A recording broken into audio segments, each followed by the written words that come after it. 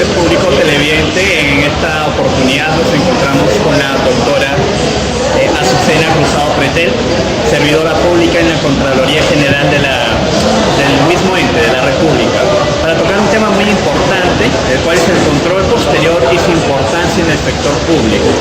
Para poder realizar la primera pregunta, voy a darle el pase a mi colega Elisa. ¿Qué tal, doctora? Buenas noches. Buenas noches, Elisa. Bien, continuando con esta entrevista, vamos a hacerle la primera pregunta. ¿Qué es el control posterior? ¿Quiénes lo realizan y a quiénes está dirigido? Ok, mira, te explico. El control gubernamental prácticamente está dividido por lo que es, por quien lo ejerce, ¿no? Como interno y externo. Y por el momento en que se ejerce, ¿no? Previo, simultáneo y posterior. Si vamos a lo que es previo, es antes de, o sea, antes de que se ejecute el gasto, se efectúa un control.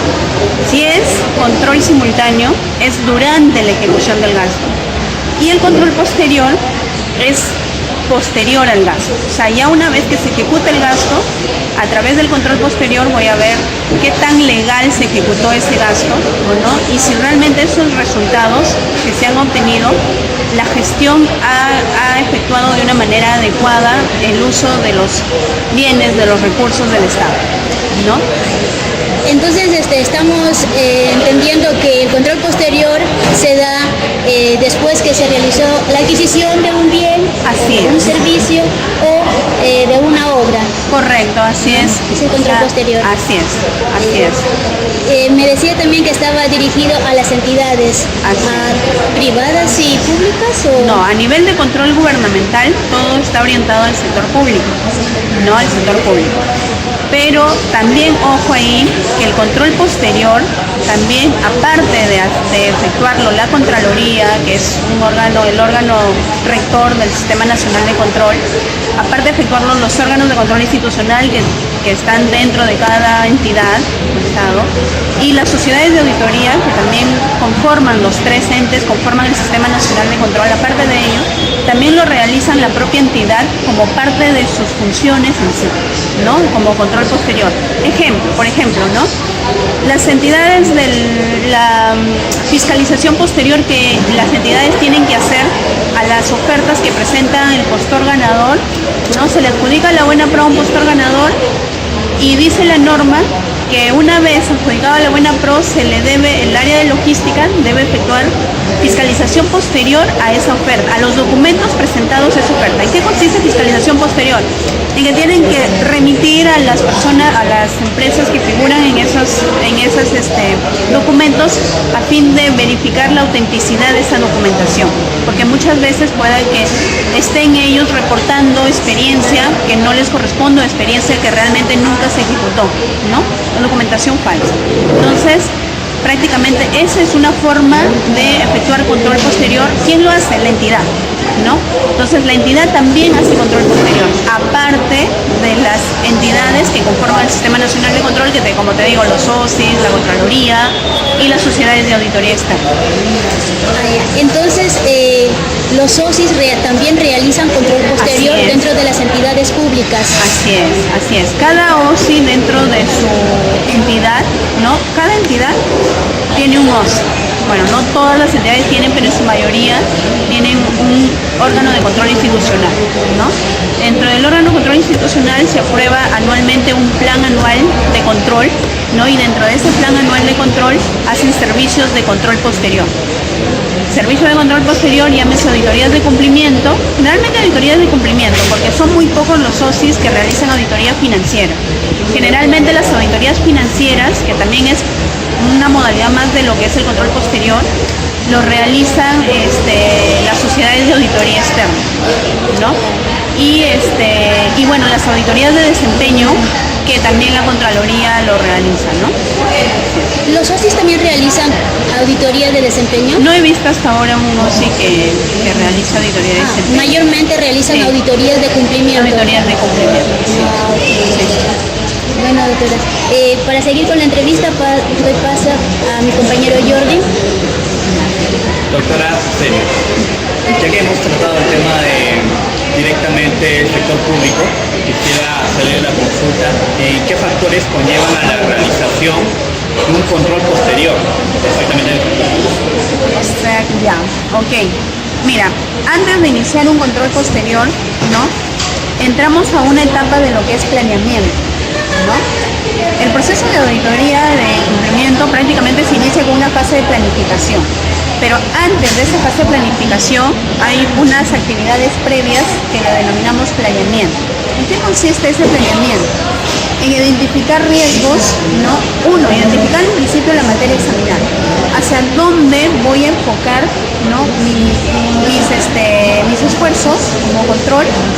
¿A dónde voy a enfocar? Uno, ¿a qué entidad? Si hablamos de Contraloría, ¿a qué entidad? Otro, ¿no? ¿A qué sistema administrativo? Porque de repente puedo hacer lo que es contrataciones de bienes y servicios, o de repente puedo hacer control a una obra, o de repente puedo hacer control a lo que es personal, contratación personal. Entonces, voy a enfocar prácticamente en función a qué?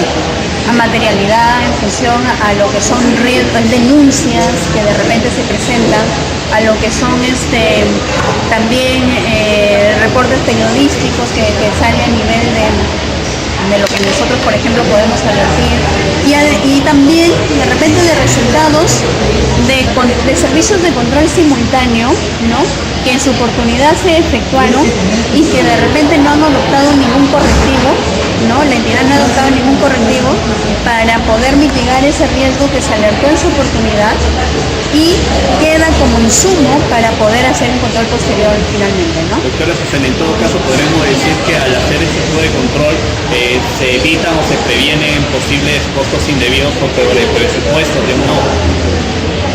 Más que se evitan, si hablamos de control posterior, ya como lo comentaba inicialmente, el control posterior ya es cuando prácticamente los hechos ya se han ejecutado, el gasto ya se efectuó, ¿no?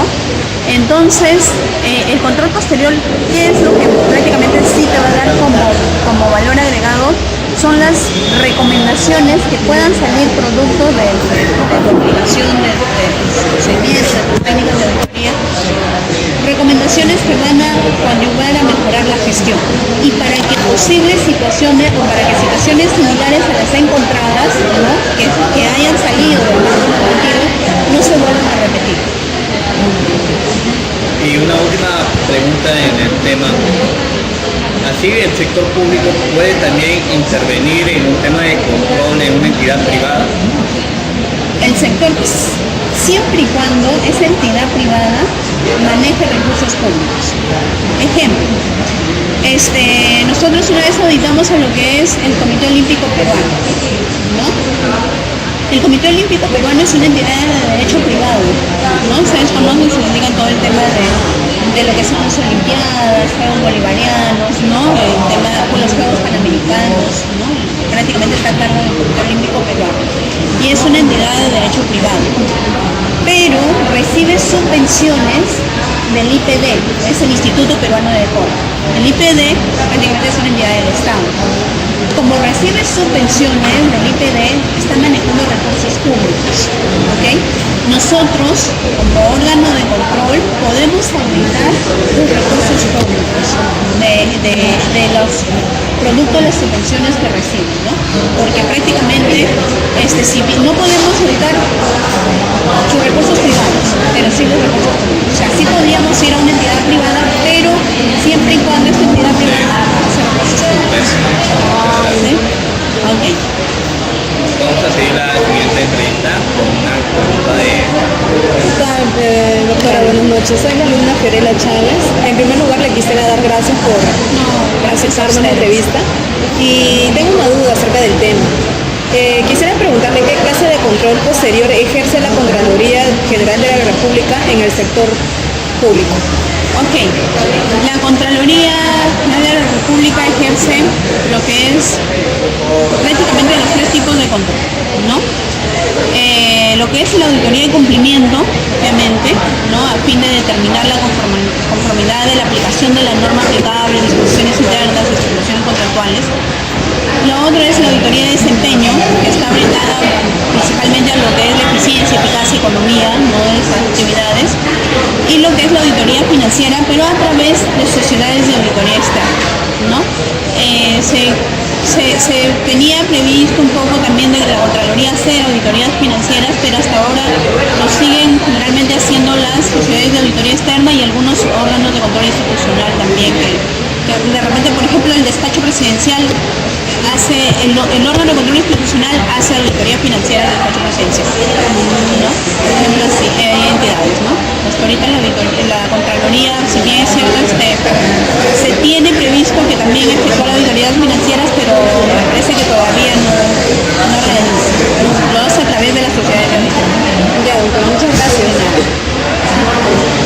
Le doy el paso a la compañera Alejandra. Doctora, mi duda es acerca de qué limitaciones existe en la realización de las auditorías. Ok, nosotros cuando hacemos auditoría muchas veces tenemos que hacer o requerir información a terceros, ¿no? Llámese empresas privadas, porque finalmente el Estado contrata con privados, ¿no? Y se requiere información de privados y muchas veces estos privados no responden, ¿no? Entonces no podemos nosotros obtener alguna información que sería importante para obtener nuestra evidencia suficiente y apropiada, contar con esa información de privados que muchas veces no lo tenemos, ¿no? A veces también otro de los factores o limitaciones es nuestros tiempos, que son bastante perentorios, ¿no? Y muchas veces las respuestas llegan de manera desfasada ya, o cuando ya finalizamos muchas veces el tiempo anterior.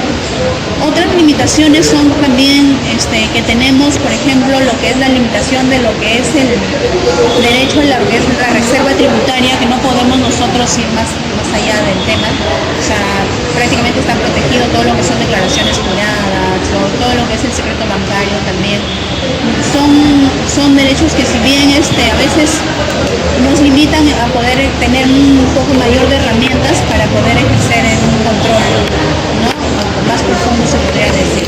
Pero son limitaciones que a veces se nos presentan durante nuestro trabajo de campo, que a veces tenemos que considerarlo como tales, pues, ¿no? Muchas gracias. Bien, doctora, continuando con la entrevista, mi última pregunta es: ¿qué logro se ha obtenido como producto de una auditoría de cumplimiento? Ok, logros. Como le comentaba a tu compañera, compañero, los logros en un servicio de control posterior, específicamente auditoría de cumplimiento, se ven reflejados a través de las recomendaciones, ¿no?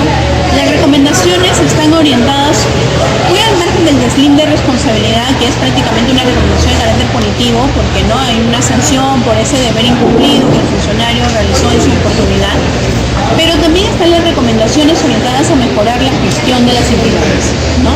Y dentro de esas recomendaciones orientadas a mejorar la gestión, es importante continuar con la fase de implementación de recomendaciones, ¿no? Porque es ahí donde realmente se va a poder lograr, ¿no?, que la gestión mejore a través de la implementación de recomendaciones, ya sea implementando sus controles, ¿no?, ya sea estableciendo ciertos procedimientos, ciertos lineamientos, ciertos candados que regulen ciertos procedimientos que no están de repente en el marco normativo, pero que la entidad, en el marco de ejercer su control interno, puede establecer, ¿no? Y ya sea también mejorando parte de sus procesos, ¿no?, a través de identificando ciertos riesgos en los cuales puedan ellos mejorar y ser de repente hacer una retroalimentación de sus procesos para que puedan mejorar los resultados que genera cada entidad. Eso principalmente. ¿Sí? Ok, doctora, de verdad ha sido muy clara la respuesta. Agradecerle por todo su apoyo, como dijo mi compañera, ¿no? Gracias. Sí. Gracias, compañero. Bueno, queridos televidentes, así concluimos la entrevista a la doctora, la magistrada Azucena Cruzado, cual nos pudo orientar y también enseñar un poco más sobre el control posterior y su importancia en el sector público. Esperemos que haya sido de su agrado. Igualmente agradecemos su presencia con nosotros y nos despedimos hasta una segunda oportunidad. Gracias. Muchas gracias. Gracias, doctora. ¿Listos? ingresos de los